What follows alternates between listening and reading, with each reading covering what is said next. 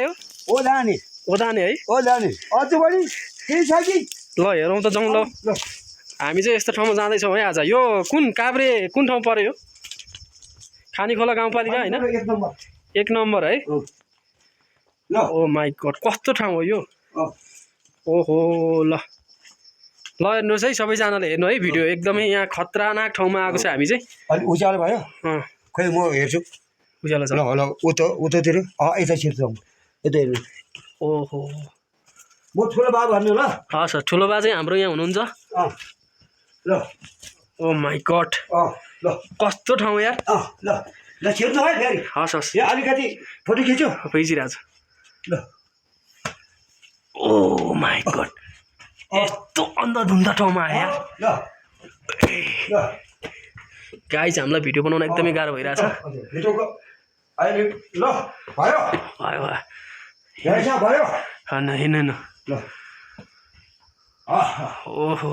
कस्तो छ हेर्नुहोस् है अगाडि यहाँ यस्तो भित्र छ यहाँबाट यहाँ यस्तोबाट हामी चाहिँ यस्तोबाट छिरेर आयौँ है हामी यस्तोबाट छिरेर आयौँ हेर्नु ओ माई गड खतरै ठाउँ रहेछ यार ल म यहाँ बस्छु ल ओके भयो भयो ल ल हेर्नु यस्तोबाट यहाँबाट गुफामा छिर्यो हामी है यति ठुलो गुफा रहेछ भित्र हेर्नु छिरेर हामी यता आइपुग्यौँ ओहो यो छाना जस्तै छ त है माथि त ल ढलानवाला जस्तै छ है यहाँ माथि यस्तो छ हेर्नु त ओहो थाक्यो यार लास्ट थाक्यो गाइस सबैजनाले भिडियोलाई अन्तिमसम्म हेर्नु धन्यवाद सबैजनाले लाइक कमेन्ट सेयर गर्नु होला है ल ल के भन्नुहुन्छ ल ल ओछ्यानमा आएर उहाँले फोटो खिच्नुभयो हामी गुफाबाट निस्क्यो तर ठिकै छ म भारी बोक्छु अब घरतिर जान्छु ल भयो ओके बाई बाई ओके आएर भारी बोक्यो बुढो मान्छेले गुफामा देख्यो अझ बढी भन्ने कुरो संसारमा आइरहेको छ अब म भोलि पर्सि एउटा कुरो गर्छु तर भयो तर रुखमुनि ल हेर्नुहोस् त सबै गुराँसको फुलै छ हाम्रो नेपालको ल ओके दाजु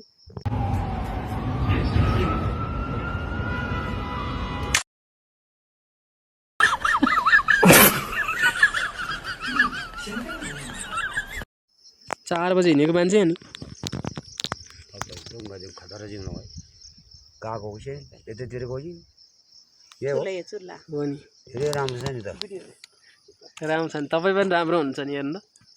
मलाई चाहिँ बिडी खाइरहेको मान्छे तपाईँ राम्रो थिएन त पहिला तपाईँ जवानीमा झन् राम्रो थियो होला है उमेरमा उमेर त म त अब धेरै नै अहिले त बुढो भएर गयो त 16 वर्षमा कस्तो थियो होला 16 वर्ष त कसैले छुन नसक्ने अब छुनै नसक्ने 6 घन्टा त म त एकै तालमा जुत्यो मान्छे करेन्ट लाग्ने है ए खास तपाईँलाई यो गाउँमा के भनेर चिनिन्छ तपाईँको नाम चाहिँ मेरो यो बल्ल कान्छमान बोलाउनु हो मेरो डाइलेक्ट के थियो र तपाईँको हजुर डाइलेक्ट डाइलेक्ट भने के त डाइलेक्ट अघि नै भने हो अझ बढी भने चाहिँ यो संसारमा हुन्छ तालुङ्गा अथवा पनौती बनेब जहाँसम्म भने बढी भनेपछि सिद्धिन्छ फेरि भन्नु त एकचोटि कस्तो राम्रो बढी भनेपछि अब यो ऊ त डाँडे गाउँ हजुर तालुङ्गा अनि मिल्के बासपुर पनौती ड्राइभर सबैले मलाई थाहा छ अहिले म यही भएर मैले कुरो गरेँ अझ बढी भनेपछि उनीहरू सबै खाने ठाउँमा यताउता सबै थाहा हुन्छ ए ल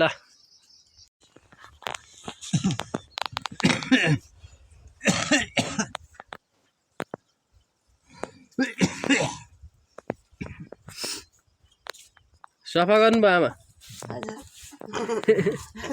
सफा गर्नुभयो हो के गर्नु तपाईँको भिडियो मैले खिचिरहेको छु भोलि पर्सि देखाउनु पर्छ है के अनि भोलिबाट त यहाँ अब सुनसान हुन्छ है सुनसान त हुन्छ त अब यहाँतिर त म आउनु त आए त कहिले आउँछ नत्र आउँदैन मेरो भाइ नत्र लगेपछि यसो भएर त्यो अब मैले नम्बर राख्नु भनेको मैले नम्बर हुन्छ लेखेर राखिदिन्छु कुरो गर्नुपर्छ फोन गर्न जान्नुहुन्छ त फोन गर्नु हो नाति छ नि हो ए नातिनीको पनि छ बाउजाईको पनि छ 3 कोडा महल छ नि त ए एउटाको मात्रै गयो भने एउटालाई गरेर फोन गर्नुपर्छ अनि त्यहाँ फोन गर्नुपर्छ नि त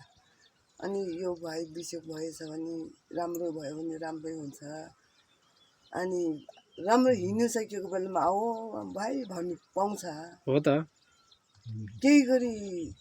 अब म बर्खामा चाहिँ हिँड्नु सक्दैन हो कि अब हिउँदो लागेपछि चाहिँ केही गरेर आयो भने म माथि आमा भेट्नु त म आउनु मन लाग्छ त्यो बेलामा यसो बहिनीलाई बोलाएर म एक ठाउँ एक दिन पुग्छ कि हिउँदोमा हो मन लागेको छ कि मलाई ल ल ल आउनु न है पछाडि अहिले बर्खामा चाहिँ सक्दैन मैले अहिले चाहिँ मम्मीलाई पनि म यो बर्खामा त आउँदैन है मम्मी भनेर आएको छ अस्ति नै मेरो यस ठाउँमा यो बल्ल डाँडामा एउटा बिमारीको लागि कुनै आएछ कुनै के भएको हुन सकेछ तर मैले बस्न सकेँ तर त्यसको लागि वाइबामा थियो तर मैले देखिसकेन जिम्मा लिन सकेन तर हुनु भोलि पर्सि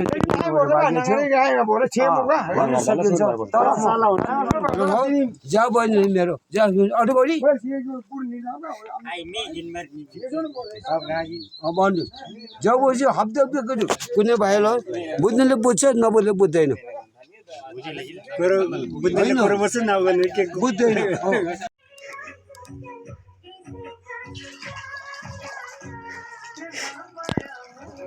जे गर्नु सक्नुहुन्छ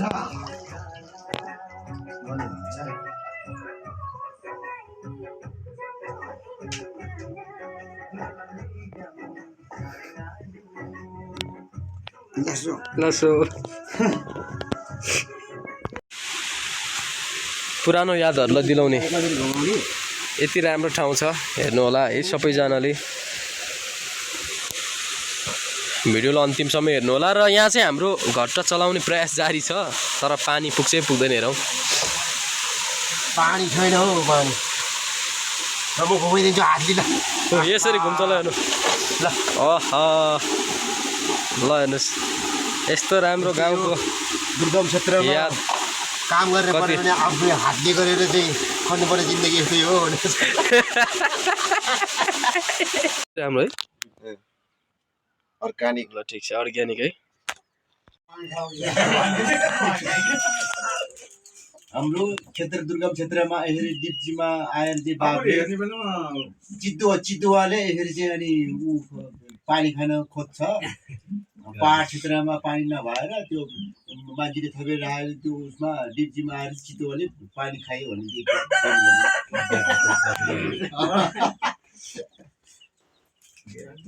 नमस्ते वेलकम सबैजनाले भिडियोले हेर्नु होला है पक्कै पनि यो काभ्रे जिल्ला खानीखोला गाउँपालिका है पक्कै पनि बलडाँडा भन्ने ठाउँ चाहिँ यहाँबाट आउँछ जुन तपाईँले देखिरहनु भएको छ यो रुखको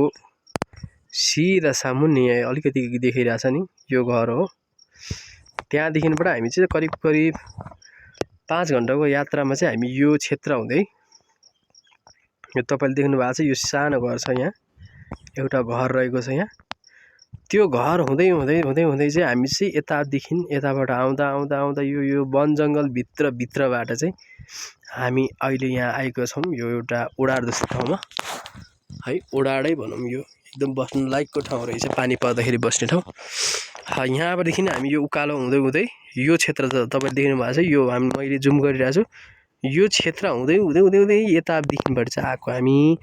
त्यसकारणले हामी यहाँ आइपुगेका छौँ अहिले एउटा सानो घर छ जस्ता पाताले बनेको राम्रो एउटा अर्ग्यानिक घर छ है त्यहाँदेखि हामी अझै माथि जानेछौँ काभ्रे जिल्ला खानीखोला गाउँपालिका बलडाँडा उहाँ यो ठाउँदेखि चाहिँ हामी यता सवार भएर चाहिँ यहाँ आइपुगेका छौँ है पक्कै पनि भिडियोलाई अन्तिमसम्म हेर्नु होला है पक्कै पनि यहाँ हामीले यहाँसम्म आएको छौँ है त ल भन्नुहोस् हामी कहाँ आइपुग्यौँ हामी अबदेखि यो पहिलाको किस्ताबी बाउ बाबुआमा कसैको किस्ताबी ठाउँमा आइपुग्यो अब उसमा जाने हो अब कहाँ हामी यो कुन ठाउँमा जान्छौँ? यो कोठेदाइगोमा पुग्ने हो। अँ। अब कोठेदाइगो पुगेपछि अब गाडी भिरिन्छ। स्वार्थीको यस्तै हो यो गाउँ ठाउँ त्यो इलाका सबै ठाउँमा अवस्था बिग्रियो भने अब त्यो ठुलो ठुलो सरकारहरू अब पजेरोमा हिँड्छ। अब अर्को मान्छे गरिब जनता चाहिँ अब कजेरोमा हिँड्छ। त्यही हो अब हिँड्ने अवस्थी मर्ने काल आयो भने अब मरिहाल्छ, नमर्ने काल आयो भने अब त्यो बाँच्यो भने अब माथि व्यवस्था बिस्तारै लाँदै भए उब्जरा भइहाल्छ। हेर्नु ल हिँड म अब त हिँड्नु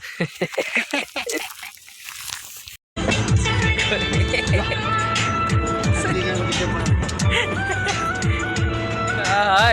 ल स्याजी है होइन त ल आफा कल त भागै मान्छे हो नि यतिको त छैन